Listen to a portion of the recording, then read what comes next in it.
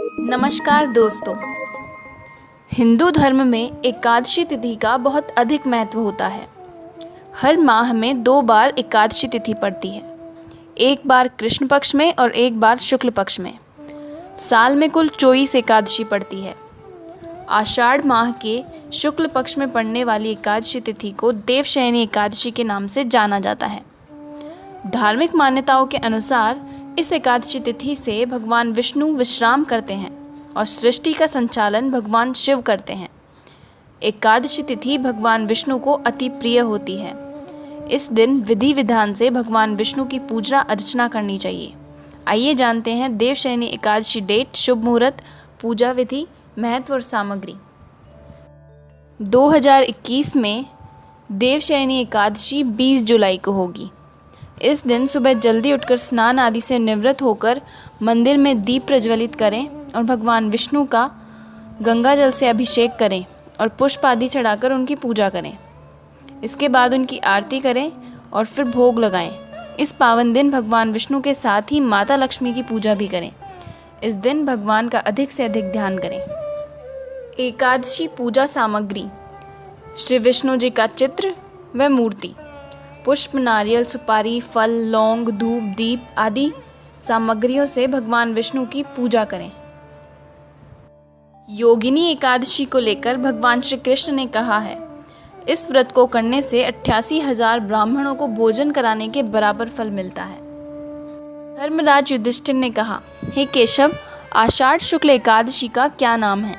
इस व्रत के करने की विधि क्या है और किस देवता का पूजन किया जाता है? श्री कृष्ण कहने लगे कि हे युधिष्ठिर, जिस कथा को ब्रह्मा जी ने नारद जी से कहा था वही मैं तुमसे कहता हूँ। सूर्य वंश में मंधाता नाम का एक चक्रवर्ती राजा हुआ जो सत्यवादी और महान प्रतापी था। वह अपनी प्रजा का पुत्र की भांति पालन किया करता था। उसकी सारी प्रजा धन धान्य से भरपूर और सुखी थी। उसके राज्य में कभी अकाल नहीं पड़ता था। एक समय उस राजा के राज्य में 3 वर्ष तक वर्षा नहीं हुई और अकाल पड़ गया। प्रजा अन्न की कमी के कारण अत्यंत दुखी हो गई। अन्न के न होने से राज्य में यज्ञादि भी बंद हो गए।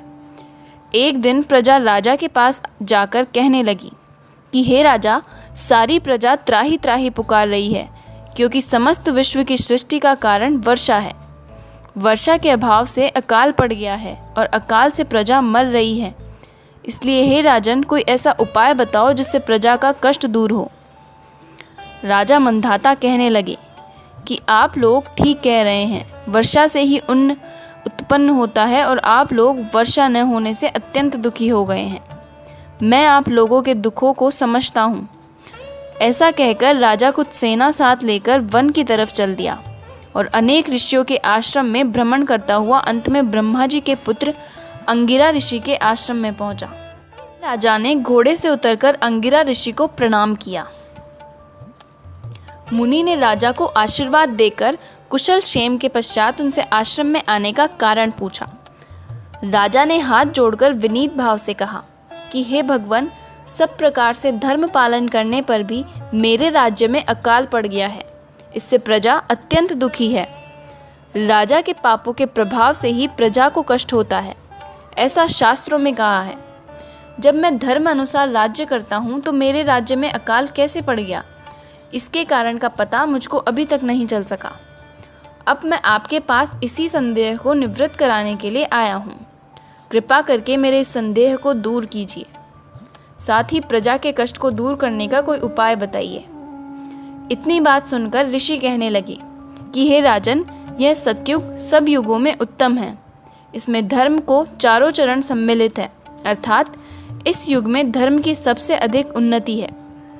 लोग ब्रह्मा की उपासना करते हैं और केवल ब्राह्मणों को ही वेद पढ़ने का अधिकार है।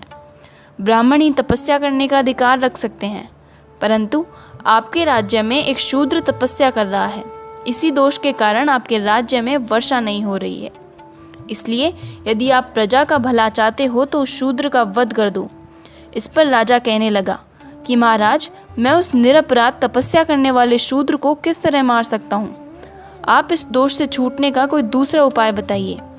तब ऋषि कहने लगे कि हे राजन, यदि तुम अन्य उपाय जानना चाहते हो तो सुनो। आषाढ़ मास के शुक्ल पक्ष की पद्मा नाम की एकादशी का विधि पूर्वक व्रत करो। व्रत के प्रभाव से तुम्हारे राज्य में वर्षा होगी और प्रजा सुख प्राप्त करेगी, क्योंकि इस एकादशी का व्रत सब सिद्धियों को देने वाला है और समस्त उपद्रवों को नाश करने वाला है। इस एकादशी का व्रत तुम प्रजा, सेवक तथा मंत्रियों सहित करो। मुनि के इस वचन को सुनकर राजा अपने नगर को वापस आया और उसने विधि पूर्वक पद्मा एकादशी का व्रत किया। इस व्रत के प्रभाव से वर्षा हुई और प्रजा को सुख पहुंचा।